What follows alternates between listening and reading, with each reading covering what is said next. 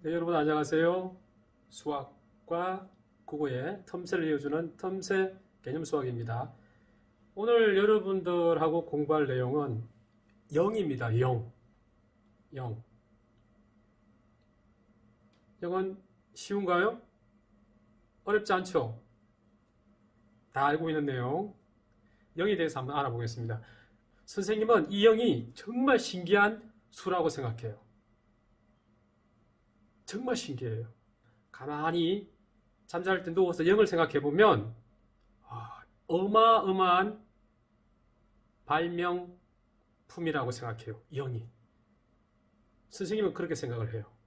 교과서에서는 0을 아무것도 없는 수라고 개념을 제시하고 있습니다. 아무것도 없는 수. 맞죠? 아무것도 없잖아요. 책 2권, 책 1권, 그리고 책 1권이 없어졌어요. 아무것도 없어요. 책이 없어요. 사과 2개, 사과 1개, 사과가 없어졌어요. 없어요. 0이 되는 거죠. 0. 접시 위에 빵이 2조각 있어요. 하나 먹었어요. 한 조각 남았어요. 1. 또 한 조각을 먹었어요. 접시 위에 빵이 없어요. 0이죠. 0. 없어요. 아무것도 없는 수, 아무것도 없는 것을 가리킬 때 0이란 말을 합니다. 0. 누구나 아는 말이에요. 아주 쉬운 말이죠. 그렇죠? 0이란 말과 또 같은 말이 있어요. 공이라고 돼요. 공. 여러분, 공. 공도 뜻이 똑같아요. 값이 없는 수. 교과서에는 아무것도 없는 수라고 했지만 사전에서는 값이 없는 수라고 개념을 제시하고 있어요. 값이 없는 수. 값이 없는 거예요. 여러분, 값이 무슨 뜻이죠? 값. 여러분들 아마 바자회라고 해서 여러분들 슬기로운 생활 시간, 즐거운 생활 시간, 친구들하고 집에 있는 자기가 잘 쓰지 않는 물건을 학교에 가지고 와서 가격표를 글로 쓰는 거죠. 100원, 200원, 300원. 자기가 이제 사용 안 할 거니까 다른 친구에게 돈을 주고 파는 거예요. 진짜 돈을 주고 받는 경우도 있지만 진짜 돈이 아니고 선생님께서 만들어주시는 돈을 주고 받으면서 또 물건을 사는 놀이를 할 때가 있어요. 학교에서. 자, 그런 놀이를 할 때 여러분 생각해 보세요. 내가 집에서 곰인형 하나를 가지고 왔어요. 얼마를 매깁니까? 얼마를 붙입니까? 1,000원이라고 붙일 수 있나요? 그러면 그 인형의 값은 1,000원이 되는 거예요. 값은 사고 파는 물건에 일정하게 매겨진 액수를 말하는 거죠. 여러분 값을 잘 알고 있죠? 엄마와 아빠와 함께 시장에 가면 또 시장에서 사고 싶은 그 물건에 값이 매겨져 있어요. 그 값을 보고 그 물건의 값을 아는 거죠. 값. 그런데 선생님이 또 하나 더 공이란 말도 0과 같은 뜻인데 또 하나 우리가 사용하는 말이 있어요. 제로라고 해요. 제로. 영어로 발음할 때는 제로라고도 하는데 우리말로는 제로라고 해요. 제로. 이 제로란 말은 여러분 외래어예요. 외래어. 외국에서 들어온 말이에요. 외국에서 들어와서 우리말이 된 거죠. 제로. 그러니까 0, 0, 제로란 말은 같은 뜻이에요. 여러분은 0이란 말을 자주 사용하겠죠. 자, 여러분 보세요. 0, 0, 제로 모두 다 표기를 할 때는 여러분이 잘 아는 것처럼 이렇게 쓰는 거죠. 이렇게 표시를 하는 거죠. 이렇게 표기를 하는 거예요. 잘 알고 있죠? 한 가지만 여러분 더 알아볼까요? 값이 없는 수라고 했잖아요. 값이 없는 수. 값. 없다. 없다 말은 무슨 뜻일까요? 없다. 없다. 여러분 숨바꼭질 할 때 앞에 있던 친구가 사라지죠. 여러분 앞에는 없잖아요. 그렇죠? 하지만 그 친구는 어딘가에 다른 데는 있을 수 있어요. 그렇죠? 내 앞에 없을 때, 내 앞에 보이지 않으면 없다라고 말을 하죠. 없다. 그렇죠? 조금 전에 말한 것처럼 접시 위에, 여러분 접시 위에 귤이 3개가 있어요. 내가 1개를 먹었어요. 그러면 2개만 남았죠. 귤 1개는 없는 거죠. 사라진 거죠. 없다란 말은 사람이나 동물이나 물체 따위가 실제로 존재하지 않는다는 뜻이에요. 실제로 존재하지 않는 거예요. 실제로 없는 거예요. 그런 경우에 없다란 말을 사용합니다.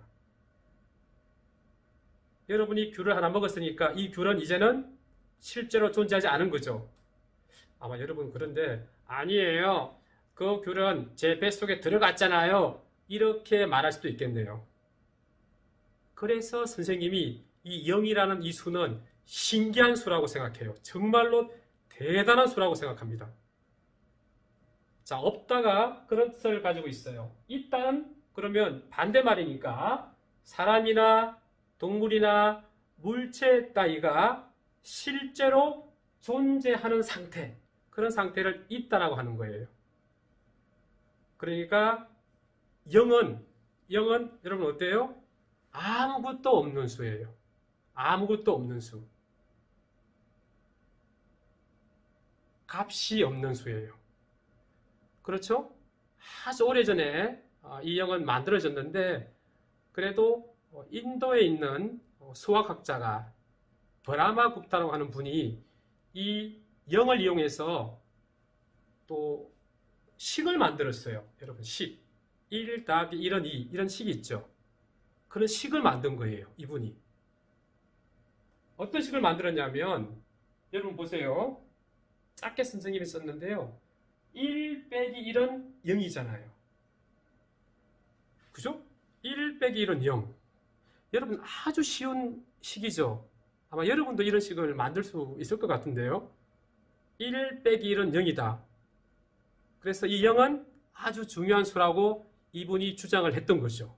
이 0이라는 수를. 650년경에 이런 주장을 하셨으니까 지금으로부터 약 1400년 정도 전에 주장을 하신 거죠. 아주 일찍 주장을 한 거죠. 어떻습니까, 여러분? 0은 어떤 수에서 그 수를 빼게 되면 되는 수. 저도 이런 정도는 할 수 있어요. 아마 그런 생각 할 수도 있을 것 같은데요. 자, 그런데 선생님이 이제 마지막으로 선생님의 고민 한 가지가 있어요. 선생님이 가만히 누워서 생각해 보니까 0은 아무것도 없는 수, 값이 없는 수. 야, 정말 대단한 수다, 위대한 수다 이렇게 생각을 했어요.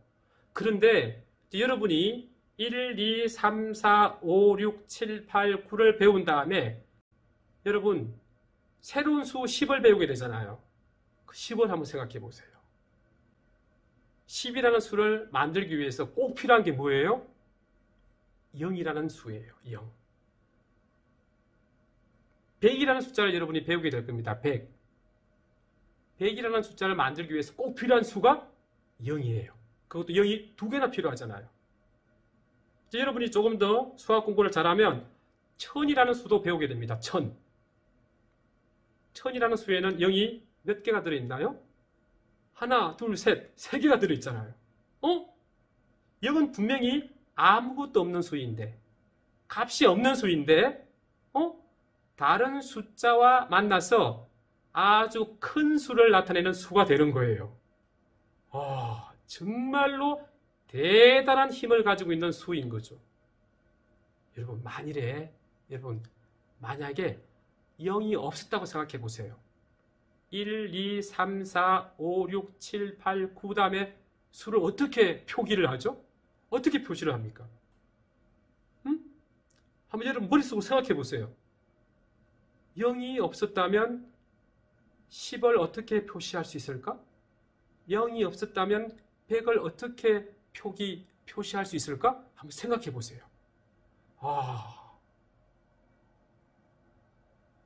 그런 일을 하도록 도와주는 수가 바로 0이에요.